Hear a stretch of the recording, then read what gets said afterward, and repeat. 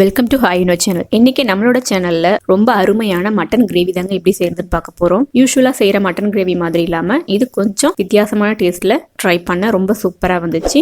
அந்த ரெசிபியை தான் இன்னைக்கு உங்களோட இந்த வீடியோல நான் ஷேர் பண்ணியிருக்கேன். ஒரு சின்ன சின்ன வேரியேஷனோட இந்த மட்டன் கிரேவி செஞ்சிருக்கேன். இந்த கிரேவி பாத்தீங்க அப்படின்னா சப்பாத்தி நான் கூட சேர்த்து சாப்பிட்றதுக்கு ரொம்ப டேஸ்டியா இருக்கும். அதே மாதிரி நீங்க இட்லி, தோசை, சூடான ஒயிட் ரைஸ் இது கூட சேர்த்து சாப்பிட்றதுக்கும் ரொம்ப டேஸ்டியா இருக்குங்க. நீங்க மட்டன் எடுத்தீங்க அப்படின்னா இந்த மாதிரி ஒரு வாட்டி செஞ்சு பாருங்க. கண்டிப்பா உங்க வீட்டுல எல்லாருமே ரொம்ப விரும்பி சாப்பிடுவாங்க. சரி வாங்க ஃப்ரெண்ட்ஸ், நம்ம இந்த மட்டன் கிரேவி எப்படி செய்யறது அப்படிங்கறத பார்க்கலாம். இப்போ இந்த கிரேவி செய்யறதுக்கு நான் ஒரு மசாலா ஒண்ணு வறுத்து அரைச்சிக்க போறேன். அதுக்கு ஒரு பேன் ஒண்ணு சுடு பண்ணிக்கிறேன். இதுல வந்து 3 காஞ்ச மிளகாய், ஒரு துண்டு அளவுக்கு பட்டை, 2 ஏலக்காய், இதோட 4 கிராம்பு, ஒரு 10 முந்திரி இதை சேர்த்துட்டு ஃபர்ஸ்ட் நான் வறுத்துக்கிறேன். எண்ணெல்லாம் சேர்க்காம ட்ரை ரோஸ்ட் தான் பண்ண போறேன். ஓரளவுக்கு நல்லா வறுப்பட்டுடுச்சு. இதோட நான் வந்துட்டு கொஞ்சமா ஒரு 6ல இருந்து 7 இந்த மாதிரி தேங்காய் பல்லு கீனி போட்டிருக்கேன். நீங்க துருவி போடுறதுனால கொஞ்சமா சேர்த்துக்கோங்க, ரொம்ப அதிகமா வேணாம். 1 டேபிள் ஸ்பூன் அளவுக்கு சேர்த்துட்டா போதும். தேங்காய் சேர்த்துட்டு லைட்டா நான் வதக்கிக்கிறேன். இப்போ ஓரளவுக்கு வதங்கிடுச்சு. ஸ்டவ் ஆஃப் பண்ணிடுறேன். இது நல்லா ஆறட்டும். நல்லா ஆறிடுச்சு. ஆறினதுக்கு அப்புறமா ஒரு மிக்ஸி ஜார்ல சேர்த்துக்கிறேன். நம்ம மசாலாலாம் வறுத்து ஃப்ரெஷ்ஷா அரைச்சி சேர்க்கும் பொழுது அந்த குழம்போட ஃபிளேவரும் சரி டேஸ்ட்டும் ரொம்பவே நல்லா இருக்குங்க. இப்போ நான் கொஞ்சமா தண்ணி விட்டு நல்ல மைய ஃபைன் பேஸ்டா அரைச்சிட்டேன். இது அப்படியே இருக்கட்டும். நீங்க நான் மட்டன் கிரேவி வந்து குக்கர்ல தான் செய்ய போறாங்க.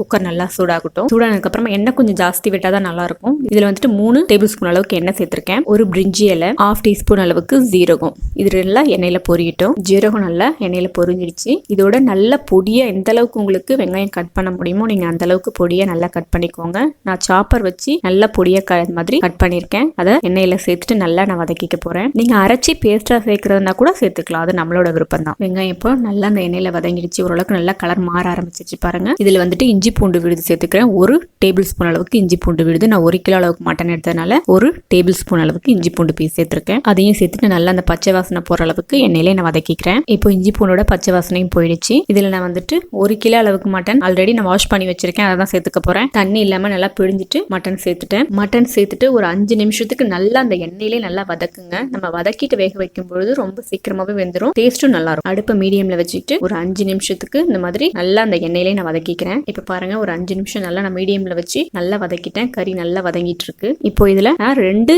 மீடியம் சைஸ் தக்காளி வந்துட்டு நல்லா மைய அரைச்சி எடுத்து வச்சிருக்கேன். மிக்ஸி ஜார்ல சேர்த்து அரைச்சி எடுத்து வச்சிருக்கேன். அந்த பேஸ்ட் தான் கூட சேர்த்திருக்கேன். சேர்த்துட்டு நல்லா நான் மிக்ஸ் பண்ணிக்கிறேன். இப்ப பாருங்க, தக்காளி விழுது சேர்த்து அதுவும் நல்லா அந்த மட்டனோட சேர்த்து நல்லா வெந்துட்டு இருக்கு. இப்போ மசாலா சேர்த்துக்கலாம். இல்ல 1 டேபிள் ஸ்பூன் அளவுக்கு தனி மிளகாய் தூள் சேர்த்திருக்கேன். காஷ்மீரி சில்லி பவுடர் தான் சேர்த்திருக்கேன். ஆல்ரெடி நான் மிளகாய் வறுத்திருக்கேன், பார்த்துட்டு சேர்த்துக்கோங்க. 1/2 டீஸ்பூன் அளவு மஞ்சத்தூள், ஜீரகத்தூள் வந்து 1/2 டீஸ்பூன், மிளகுத்தூள் 1/2 டீஸ்பூன், இதுல 1 டீஸ்பூன் அளவுக்கு தனியா தூள் சேர்த்திருக்கேன். இதுக்கு தேவையான உப்பு சேர்த்துட்டு நல்லா நான் அந்த மட்டனோட நல்லா சேர்த்து வதக்கிக்கிறேன். நான் சேர்த்த மசாலாலாம் நல்லா அந்த மட்டனோட சேர்ந்து நல்லா வதங்கிட்டு இருக்கு. மசாலாவோட அந்த பச்சை வாசனை எல்லாம் போய் மட்டனோட சேர்ந்து நல்லா மிக்ஸ் ஆயிட்டு இருக்கு. எண்ணெய் கூட தனியா பிரிஞ்சு வர ஆரம்பிச்சிச்சு பாருங்க. இப்போ இதோட நான் ஃபர்ஸ்ட் வறுத்து அரைச்சி வச்சிருந்த அந்த மசாலாவை சேர்த்துக்கிறேன். அந்த பேஸ்ட்டையும் சேர்த்துட்டு நல்லா நான் மிக்ஸ் பண்ணிக்கிறேன். இப்போ நான் அரைச்ச அந்த மிக்ஸி ஜார்லயே தண்ணி சேர்த்து ஒரு டம்ளர் அளவுக்கு, அதாவது 100 ml அளவுக்கு தண்ணியை சேர்த்து இதோட நான் மிக்ஸ் பண்ணிக்கிறேன். ரொம்ப கெட்டியா இருக்கிற மாதிரி இருக்கு. இது கறி வந்து வேகணும். நம்ம குக்கர்ல விசில் வைக்க போறோம். அதுக்காக 1 டம்ளர் அளவு தண்ணி சேர்த்துக்கிறேன். ரொம்பவும் தண்ணி சேர்க்க தேவையில்லை. இது கொஞ்சம் திக்கா நம்ம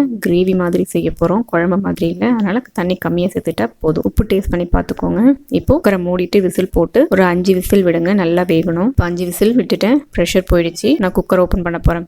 பாருங்க சூப்பரா நம்மளுடைய மட்டன் வெந்துடுச்சு. இப்ப பாருங்க, நம்மளுடைய மட்டன் சூப்பரா வந்து ரெடி ஆயிடுச்சு. பார்க்கும்போது சாப்பிடணும்னு தோணுது. அந்த அளவுக்கு ரொம்ப டேஸ்டியா சூப்பரா இருக்குங்க. இப்போ எனக்கு இந்த அளவுக்கு திக்கா இருந்தா போதும் அப்படிங்கறதுனால நான் இந்த ஸ்டேஜ்ல ஸ்டவ் ஆஃப் பண்ணிக்கிறேன். சப்போஸ் உங்களுக்கு இன்னும் கொஞ்சம் திக்கா ஆகணும் அப்படின்னா நீங்க இதுக்கப்புறம் ஒரு 5 மினிட்ஸ்க்கு கொதிக்க வச்சீங்க அப்படின்னா நான் கொஞ்சம் நல்லா ட்ரை ஆயிடும். எனக்கு இதுவே கரெக்டா அப்படி இருந்ததுனால நான் ஸ்டவ் ஆஃப் பண்ணிட்டு சர்வ் பண்ணிக்க போறேன். அவ்வளவுதான் ஃப்ரெண்ட்ஸ். ரொம்ப சூப்பரான நம்மளோட மட்டன் கிரேவி ரெடி ஆயிடுச்சு. இந்த கிரேவி வந்து சப்பாத்தி, நான் கூட ஒயிட் ரைஸ், இட்லி, தோசை எல்லாத்தோடையும் சேர்த்து சாப்பிட்றதுக்கு சைட் டிஷ்ஷா ரொம்பவும் சூப்பரா இருக்கும். ஒரு சின்ன சின்ன வேரியேஷன்ல தான் இந்த மட்டன் கிரேவி செஞ்சேன். ரொம்ப சூப்பரா இருந்ததுங்க. கண்டிப்பா செஞ்சு பாருங்க. எப்படி இருந்தது அப்படிங்கறத மறக்காம உங்களுடைய கமெண்ட் பண்ணுங்க. இந்த வீடியோ பிடிச்சிருந்தது அப்படின்னா லைக் பண்ணுங்க, ஷேர் பண்ணுங்க. Hi-Inno சேனலை ஃபர்ஸ்ட் டைம் பாக்குறீங்க அப்படின்னா சப்ஸ்கிரைப் பண்ணிக்கோங்க. மறக்காம பக்கத்துல இருக்கிற பெல் பட்டன்ல ஆல்ங்கிற ஆப்ஷனையும் கிளிக் பண்ணிக்கோங்க. இன்னொரு சூப்பரான ஒரு ரெசிபியோட உங்களை நான் மீட் பண்றேன். Thank you friend.